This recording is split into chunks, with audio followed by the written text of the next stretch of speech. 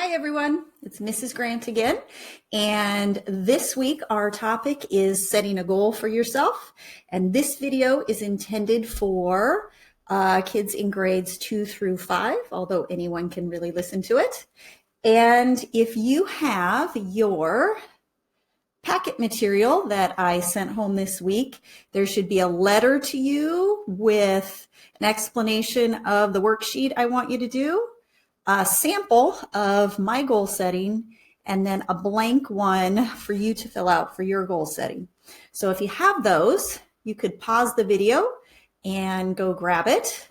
If you don't, you can just follow along and find your materials another time. So we're talking about goal setting this week, and in the tip of the week, it kind of broke down all the different steps you need to do to be an effective goal setter.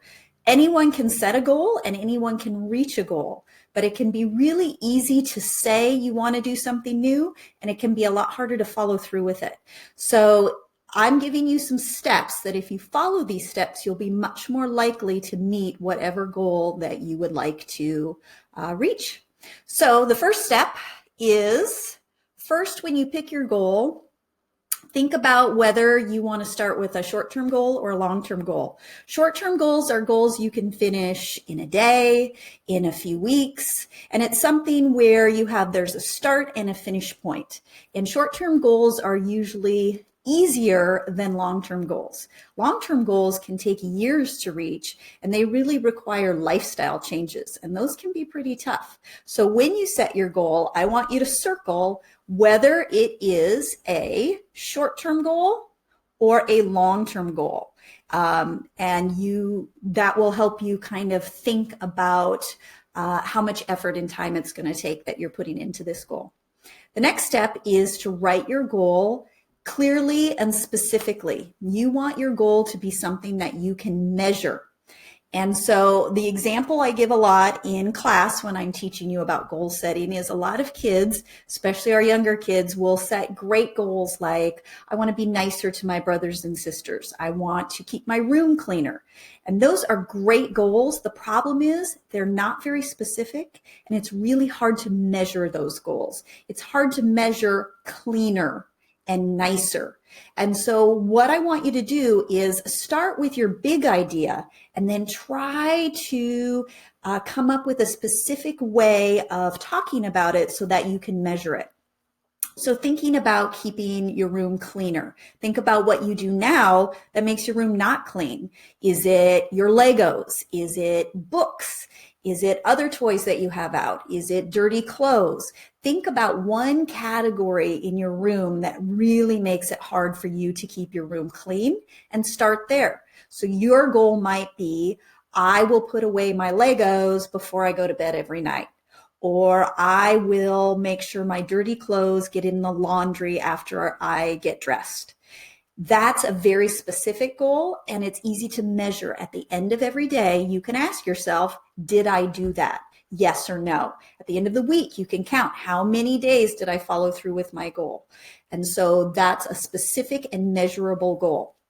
And goals aren't always about changing behaviors. Sometimes you want to learn how to do something new, but it's important to make that specific too. If you just say, I want to get better at soccer, or I want to learn to play the guitar, those are very big goals. They're great goals, but they're big. So maybe narrow it down. Think of one skill you would like to improve on in soccer. And then that would be a short-term goal. And when you reach it, then you can pick a new goal.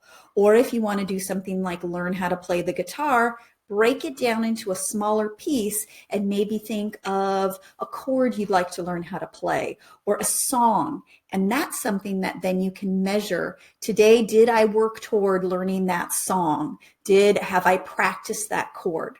So the first step when you're setting your goal is to make sure they're specific and measurable. We're down here on number 3, and in number 3, you need to write down what your plan is. What are you going to do to reach your goal? And the more detail you put here, the more likely you're going to reach your goal, because it's really easy to say, I'm going to do something different, it's a lot harder to follow through with it. So when you develop a plan and you have really good steps in your plan, you're much more likely to reach that goal. And I'll give you some examples when I show you my sample one.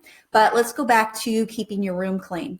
Your plan might be, if you want to remember to put your dirty clothes in your laundry basket every night, your plan might be, when my mom says goodnight to me or tucks me in, I'm going to have her check whether or not I followed through and be my reminder. Or I'm going to put a sign on my door, have I put my clothes away? Those sorts of things. So think about what your plan is going to be so that you follow through with your goal. Now we're down here, and this is a tougher one. Things I may need to change. When you're trying to do something different or learn something new, you're going to have to change a behavior, and that can be really hard to do. So list any behaviors or any things you may need to do differently to be able to reach your goal. So you're really thinking carefully, okay, what am I going to have to do differently to be able to reach that goal? Because it's not just going to happen like that. It takes effort and work. So the more you think about what you're going to have to do, the more prepared you're going to be, and you won't give up so easily. The next one is people who can help me reach my goal and how. Having other people know what your goal is and support you in working towards your goal will help you be more successful. And think about those people that you may need to ask for help. Maybe someone you know plays the guitar and they could teach you some of those chords. Maybe you're going to need to get help getting a soccer ball if you don't have one. Maybe you might need reminders from a parent to follow through with some of those behavior changes you might want to do. And so think about who can help you with your goal and list those people down and what they can do to help you reach that goal. And then the last one, we're at how will I check for success? And this is important because anytime you're working towards a goal, you are going to fail. There are going to be days you don't reach your goal or weeks you don't work on your goal. And that doesn't mean you have to give up. It just means you have to reflect a little bit and think, okay, why is this not working? Maybe you've just decided that goal isn't important to you anymore, and that's okay. And you can change to a different goal. Or you may decide, no, it's really important to me, but I think I just made it too hard. Maybe you need to be a little bit more specific and lower the bar a little bit and pick something that's more attainable. And once you reach that step, then you can work toward that next goal. So checking for success is really thinking about, how am I doing, and reflecting on reasons you may be having a hard time if you're struggling with it. And then the last one is you put your goal where you're going to see it every day, because it is very easy to forget when you want to do something different, and nobody follows through with a goal if they don't remember what their goal is. So let's look at my sample goal. And for some reason, we are not working here. I don't know why. There we go. All right. So this is my sample goal, and it's actually one I am really working on right now as I am home with everybody else. So my goal first is a short-term goal. And my goal is to get exercise and go outside every day. We are under the stay-at-home order. The reason I decided this was a short-term goal is I'm hoping the stay-at-home order doesn't last much longer. And so that's that's days and weeks as opposed to months and years. So that's why it's a short-term goal. It's specific. I'm saying what I want to do on a daily basis. I want to get exercise and go outside every day. And it's measurable. At the end of the day, I can ask myself, did I get some exercise today? And I can say, for today, I met my goal. I went out and went on a walk this morning with my husband before I did this video. So I'm working towards it. The next part is steps I'm going to take. So I said every day I will think about what I will do to get outside and get exercise. I will pick an idea off the following list. So for my plan, I actually made a list of activities I know I can do with the stay-at-home order, because there's things that I can't do. I can't go to the gym and work out. I can't go to the trampoline zone with my boys and jump around. So there's things that I can't do. So I made a list of all those things I can do. And my plan is every morning morning I'm going to plan and decide what I'm going to do to get exercise that day. Now, when we go down to things I may need to change, I said I need to make sure I have a plan in the morning so I don't forget until it's too late or I'm feeling too tired.